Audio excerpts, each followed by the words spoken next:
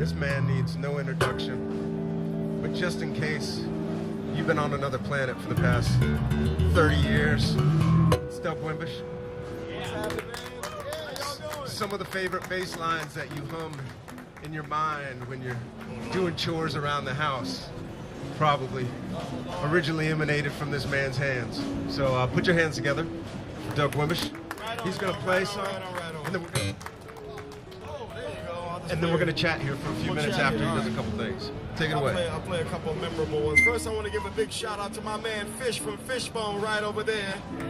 We're looking at Living Color and Fishbone and Bad Brains and King's X going on tour sometime this year, so look out for that, all right? First, I'll play a little something here, some old memorable line.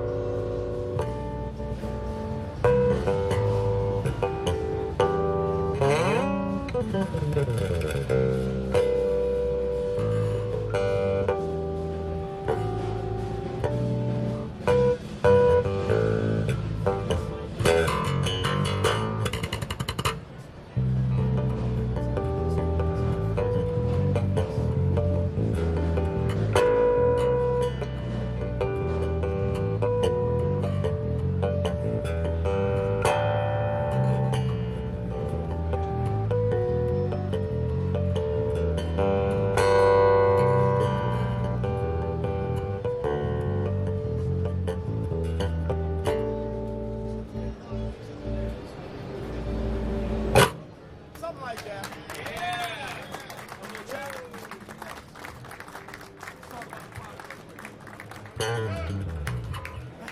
All right, so we know playing like that, you're gonna get asked to go around the world, traveling constantly. And you guys, as legendary as you are, you carrying your stuff all the time. It's always on your back because they're your babies, right? And why don't you tell everybody a little about your travels with the double case? Because to us, that's one of the critical things we've tried to do is take into consideration that most instruments we're working with on a touring level are carrying two instruments. The idea is to keep the impact down, how much stuff you're carrying, make it easy to check. And the big question a lot of people have out there is whether or not you're gate checking stuff, if you're curb checking it, are you getting it on the plane? What are some of your experiences have been the most surprising on the, when you think everything's down, it's going out the window, like, and you get the case back and it's still in one piece. I know what's happened. Well, that's just answered all the questions right there. He said everything. All I can do is go, yep, yep. At the end of the day, we're living in 2018, and we're at a point where back in the day, maybe 10 years ago, you used to be able to use your verbal judo to get your gear on the plane, you know what I'm saying? And you would talk to people very nice, and, I'll put it like this, with Living Color, they used to always have me check the gear in because I would, just talk to people nicely and treat them with respect, and then the rules changed, 9/11, and things changed. So now we're dealing with the economics of traveling as a band, and how do you actually break even, because your cost always starts with travel, crew, and everything else. So where's your break even point?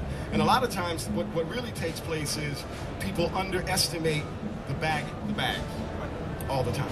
It's the first thing that always happens. You get there, next thing you know, you're all pissed off because they're asking you to pay a lot of money for excess baggage, overweight, and blah, blah, blah, blah, so things have changed. So when I met Tom and Mono Case came along, it provided a real possibility to be able to have gear in a case that is not taking up a lot of weight or kilograms. You know what I mean? Because really, the States is one thing. When you're in Europe, it's a whole nother ball game because you get charged per kilogram. And believe me, I'm black, but I turn white when they hit me with those bills. You know what I'm saying? I'm not trying to get too deep, but it is that deep when you're trying to just look. We're musicians, we're artists, we're just trying to make a living, and you start to see your wages go, to somebody else. So when I got the cases from Tom, I was able to actually, put two, it's not rocket science. I was able to get two basses in a case that didn't physically look like, it was taking up a huge imprint, and that's kind of like the vibe, we all, if you travel and you tour and you've done it back in the day, you had a lot of gear with you, you're bringing all your stuff and it's cool, but now you can't do it. So the case gave the optics of something that wasn't as big, but I had two basses in it, so that was phase one. Phase two was the actual pedal board case. And I like to use effects or whatever, whatever I'm putting in the case, it could be whatever is happening for the gig.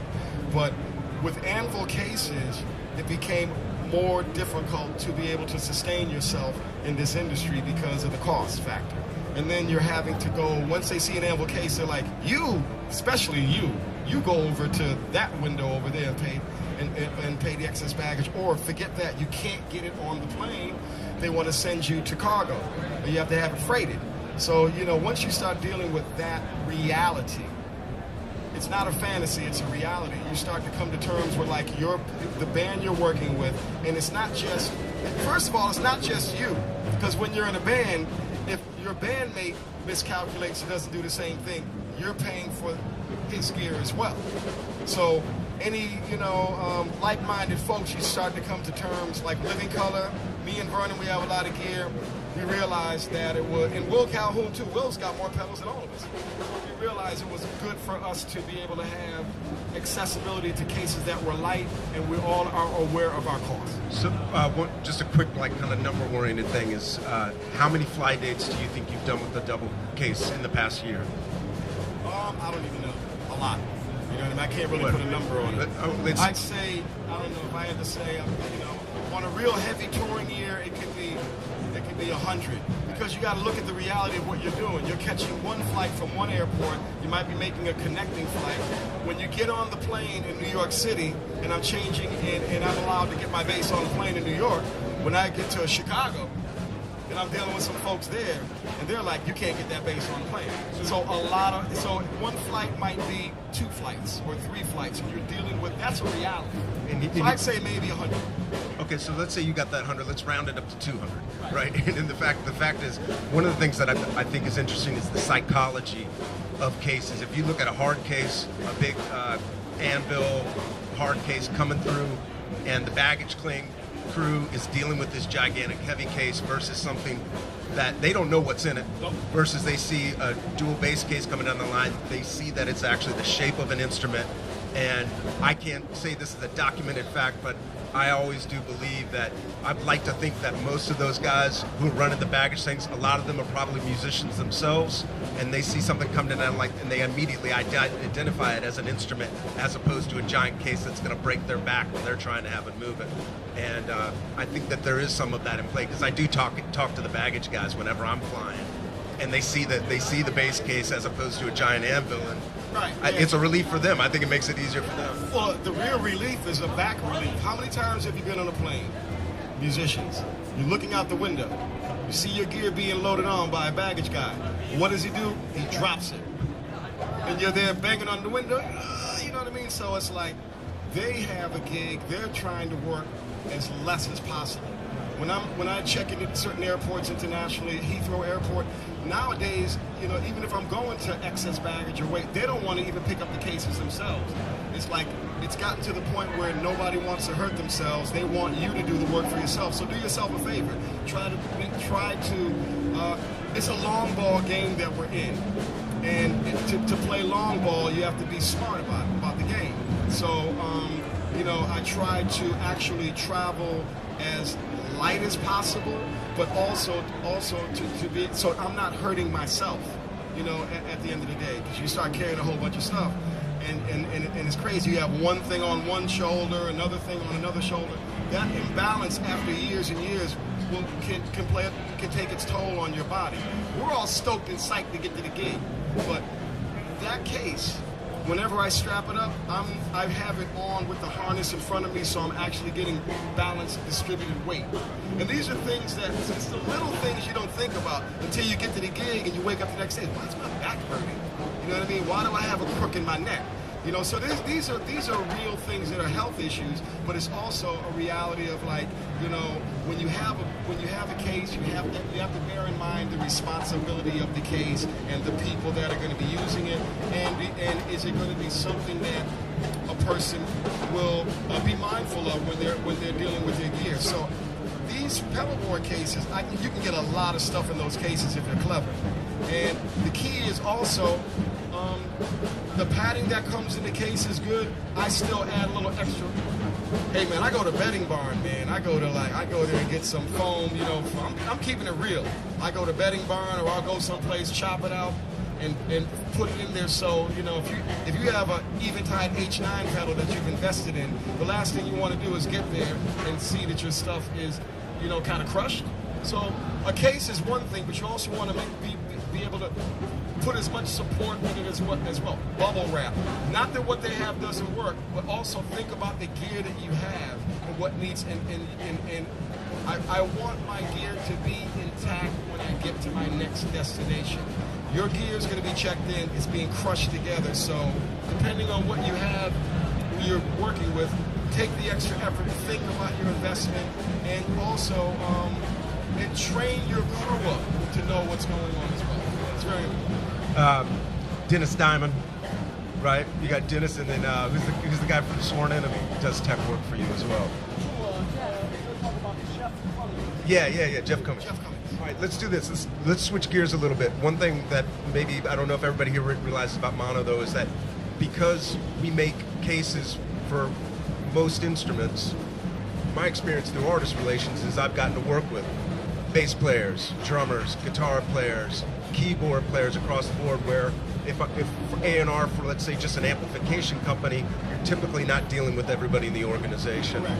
And so that brings me to the point of connecting our community together, and that's how I got you to meet Daru Jones and invited you both to come to San Francisco on your 40th, it was the 30th anniversary show at the Fillmore. You were in town, and that's one of the things we've been trying to do with the brand all along, is then not only work with all these artists, but then start introducing the artists we work with to each other, and hopefully see some magic arise. And now it's been 5 years of you and Daru doing stuff. I see with Eric McFadden and Daru in New Orleans or whatever, and I just want to say thank you for proving the concept of doing that. So, well, I just want to chime in or end it with this. Look, you know, mono is it's kind of like as much as it's a case company, it's fashionable. You know what I mean? It's kind of got fashion connected to it, which is a whole other thing. And I hope I'm doing the right thing, because I'm reaching in my back pocket, and is that a mono wallet? And I have a mono wallet right here that I use all the time, right? So I have there's a lot of accessories that are there. And here's the real deal: it's not just for guitar players or bass players, or we're in our own little world.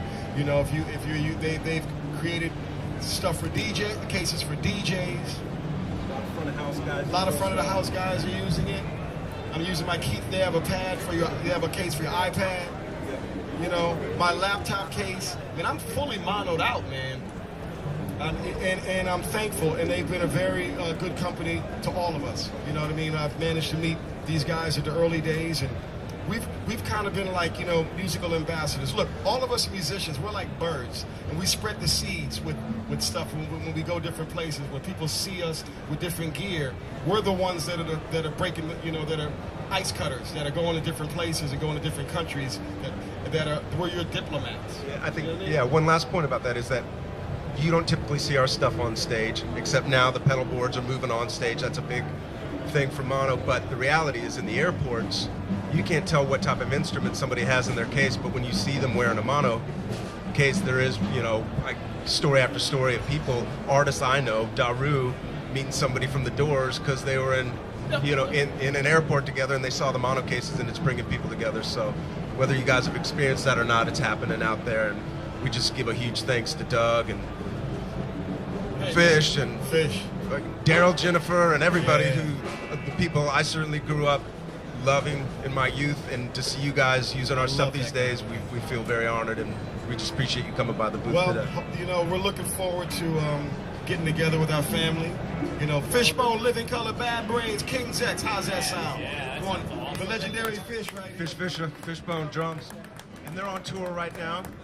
You back at the helm on the kit? Back at the helm. Next Friday in San Francisco. And I like to say one thing as far as when it comes. I'll tell you what mono case has really done for me is when your bag gets lost at the airport, right? The one key thing that has been able to identify the case is that big white mono logo. I can't tell you how many times I've been in a situation where the bags is chaos. It's just complete chaos. And you're trying to explain to somebody what your case looks like. And if I have my mono case, I say, Miss, very nicely, my case says mono on it. You know what? It connects. Oh yeah, it's over there. But when I go over there, somebody else moved to someplace else. But at least they knew where it's at. You know what I'm saying? So I just want to chime in anyway. Let's take a shot.